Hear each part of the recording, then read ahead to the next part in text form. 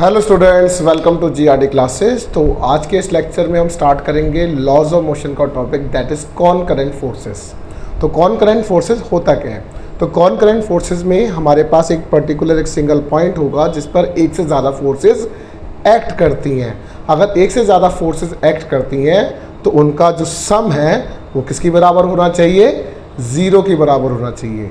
तो let us suppose मेरे पास एक ये पॉइंट है और इस पॉइंट से एक से ज़्यादा फोर्सेस एक्ट कर रही हैं। अगर एक पॉइंट से एक से ज़्यादा फोर्सेस एक्ट हो रही होंगी तो मैंने बोला कि यहाँ पर हो रहा है F1, this is F2, F3, F4 and this is F5 और यू कैन से Fn। तो यहाँ पर जो इनका सम होगा इस पर्टिकुलर पॉइंट पर वो टोटल सम किसकी बराबर हो जाएगा? ज़ीरो की बराबर। तो कहता है a number of forces acting at the same point. एक पर्टिकुलर पॉइंट पर लगने वाली जो फोर्सेस है सेम पॉइंट पर, उन्हें कॉनकरेंट फोर्सेस कहा जाता है। इसके बाद बोलते हैं number of concurrent forces are said to be in equilibrium if their resultant is zero. अब इन सारी फोर्सेस का जो सम है, इनका जो रिजल्टेंट है वो ज़ीरो की बराबर होना चाहिए। तो ऐसे सिस्टम किस में हो जाएगा? इक्विलिब्रियम में हो जाएगा। तो किस में हो जाएगा बच्चों? सिस्टम इक्विलिब्रियम में। तो मैं यहाँ पर एक एग्जाम्पल लेकर दिखाता हूँ आपको 3 कॉनकरेंट फोर्सेस का। तो यहाँ पर एक ये पर्टिकुलर पॉइंट है, ये पॉइंट जो है इस तरीके से है, this is force F1 and this is force F2। अब इन दोनों फोर्सेस का जो रिजल्टेंट है, और एक ये फोर्स है, दिस इज F3। अब ये जो फोर्सेस हैं तो मैंने क्या करा, F1 F2 का रिजल्टेंट यहाँ पर आएगा, this is F1 plus of F2। तो 3 जो फोर्सेस है F1, F2 एंड F3, इनका जो सम होगा वो ज़ीरो की बराबर होना चाहिए। और यू कैन से उस टाइम सिस्टम किस में हो जाएगा? इक्विलिब्रियम में हो जाएगा। तो you can say F1 plus F2 plus F3 कितना हो जाना चाहिए? अब एक से ज़्यादा फोर्सेस है ना, तो which is equals to zero. तो अब सिस्टम इक्विलिब्रियम में। और वी कैन से कि जो F3 है, ये जो है F3, उसका जो सम है वो F1 प्लस ऑफ F2 है। और वी कैन से कि इनका जो मैग्नीट्यूड होगा इन दोनों फोर्सेस का वो इक्वल एंड अपोजिट होगा, जिसके कारण पूरा सिस्टम जो है रेस्ट पर नजर आएगा। किसके अंदर नजर आएगा? रेस्ट पे। क्योंकि ये दोनों फोर्सेस का जो मैग्नीट्यूड है ये थर्ड फोर्स के मैग्नीट्यूड के बराबर हो जाएगा, बट अपोजिट डायरेक्शन में हो जाएगा, जिस पर सिस्टम किस में नजर आ जाएगा?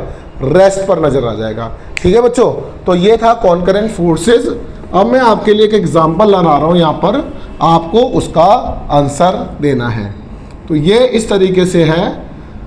अब मैंने एक बहुत ही इजी प्रॉब्लम ले रहा हूँ सब बच्चों के लिए इस तरीके से। तो ये एक पॉइंट बनाया मैंने और एक पॉइंट ये है इस तरीके से। ये वो पॉइंट है बच्चों जहाँ पर एक से ज़्यादा फोर्सेस एक्ट हो रही हैं।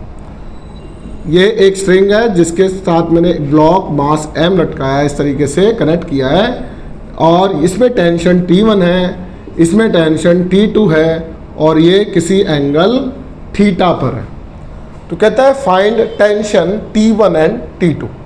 तो देखो ये ब्लॉक नीचे की तरफ जो लगाएगा mg की फोर्स लगाएगा। अब आपको पता है अगर नीचे एक्शन है तो रिएक्शन फोर्स इसको बैलेंस करेगी। तो T2 इस डायरेक्शन में है, T1। तो मैंने क्या करा कि mg को बैलेंस करने के लिए एक फोर्स तो यहाँ लगेगी, और T2 को बैलेंस करने के लिए एक फोर्स यहाँ लगेगी। ओके, ये बेसिक रूल्स हैं, ये आपको पहले से ही एक्शन रिएक्शन के पेयर में पता होना चाहिए। तो ये एंगल हो गया थीटा। अगर ये एंगल थीटा हो गया तो ये कंपोनेंट बन जाएगा T1 cos theta and this is T1 sin theta. क्योंकि हमने T1 के कंपोनेंट बनाए हैं तो T1 यहाँ पर बन जाएगा cos थीटा और यहाँ बन जाएगा T1 sin थीटा।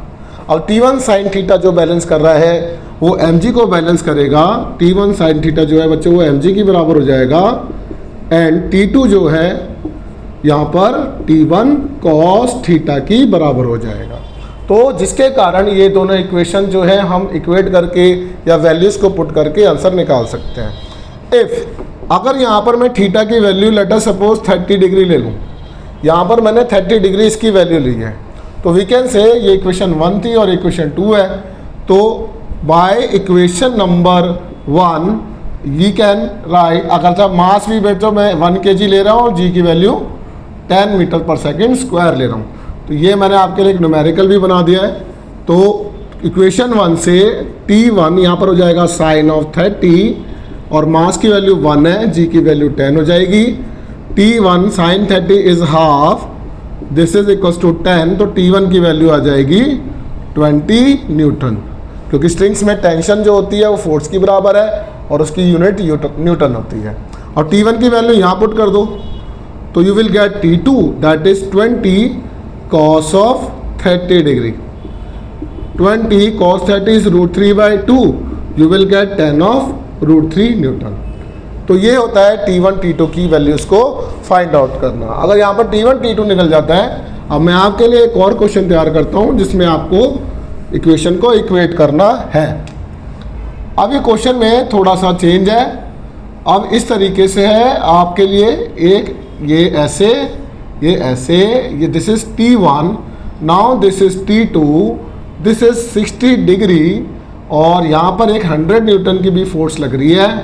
एक ये ब्लॉक है जिसका मास m है, m की वैल्यू आपको गिवन है दैट इज 5 kg और g की वैल्यू आपको 10 मीटर पर सेकेंड स्क्वायर लेकर चलना है बाय T1 एंड T2। तो स्टार्ट करते हैं इस क्वेश्चन को। कहता है कि mg की फोर्स नीचे एक्ट होगी, अब mg को बैलेंस करने वाली फोर्स यहाँ एक्ट होगी, तो अगर ये 60 डिग्री है तो अब ये 60 बन जाएगा। वी कैन राइट यहाँ पर T2 cos ऑफ 60, क्योंकि T2 के कंपोनेंट्स बनेंगे, and this is T2 sine of 60। अब T2 साइन 60 नीचे mg को बैलेंस कर रहा है, तो we can write T2 sine of 60 equals to mg की बराबर। अब T2 sine 60 is √3/2 equals to m की वैल्यू 5 है, g की वैल्यू बच्चों 10 हो गई।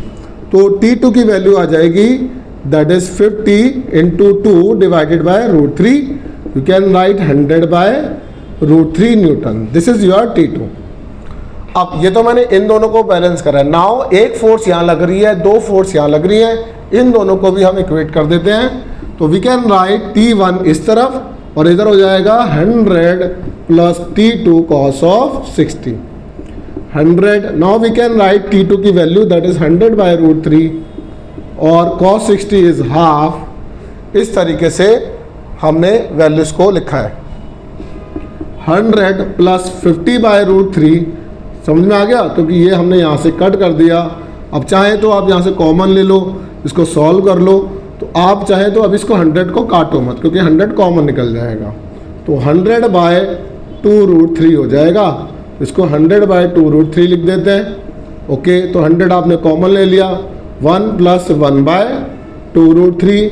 आई रिक्वेस्ट कि √3 की वैल्यू आप 1.7 लेके चलो और यहाँ पर इसकी वैल्यू को कैलकुलेट करो, दैट इज T1। तो इस तरीके से T1 T2 को कैलकुलेट किया जा सकता है।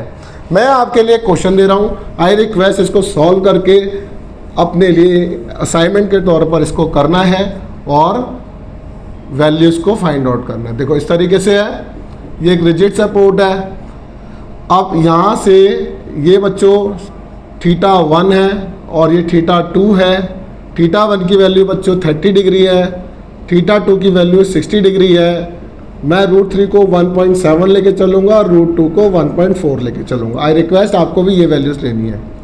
यहाँ पर T1 लग रहा है बच्चों, यहाँ पर T2 लग रहा है। ओके, और यहाँ पर एक ब्लॉक है, ये वो पॉइंट है जहाँ पर एक से ज़्यादा फोर्सेस एक्ट हो रही है।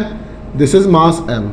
तो मास m आपको गिवन है बच्चों 10 kg और g की वैल्यू आपको 10 मीटर पर सेकेंड स्क्वायर लेनी है। ठीक है, इस तरीके से करना है। तो कैसे करेंगे? सबसे पहले आपने क्या करना है, एक लाइन यहाँ ड्रॉ करनी है, एक यहाँ ड्रॉ करनी है। अगर ये θ2 है तो बच्चों ये θ2 बन जाएगा, ये θ1 है, ये θ1 बन जाएगा। अब इस तरीके से यहाँ पर बन जाएगा T2 cos ऑफ, चलो मैं इसको यहाँ पर है ना T2 यहाँ कर देता क्योंकि θ2 है, तो ये T1 है, तो इससे थोड़ा हमारा क्वेश्चन ईजी रहेगा। तो T1 cos of θ1, T1 sine of θ1। अब ये T2 के कंपोनेंट्स हैं, we can write T2 cos of θ2, T2 sine of θ2 और नीचे लग जाएगा mg। T1 T2 find out करने हैं, तो आप इसको इसके साथ इक्वेट कर देना, T1 cos ऑफ 30 डिग्री को लिख लेंगे 30 θ1 और T2 cos ऑफ 60 हो जाएगा, ठीक है। तो this is your equation number 1। Now these two forces balance by mg। तो this is my equation number 1। Equation number 2 ये कहती है कि T1 sine of 30 degree plus T2 sine of 60 degree is equals to mg की बराबर। ये सारी values आपको गिवन है, यहाँ पर वैल्यूज़ को पुट करिए और T1 T2 की वैल्यूज़ को फाइंड आउट करिए। तो आई रिक्वेस्ट इस टाइप के क्वेश्चन आपको अच्छी तरीके से प्रिपेयर होने चाहिए। ज़्यादा से ज़्यादा क्वेश्चन लगाने की कोशिश करिए।